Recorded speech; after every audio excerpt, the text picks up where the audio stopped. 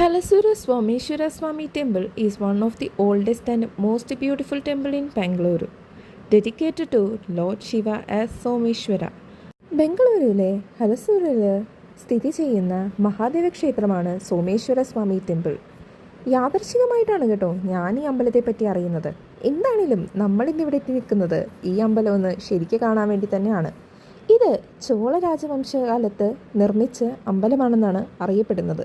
പക്ഷേ പിന്നീടത് വിജയനഗര രാജാക്കന്മാരുടെ കാലത്താണ് എക്സ്പാൻഡ് ചെയ്യുന്നത്.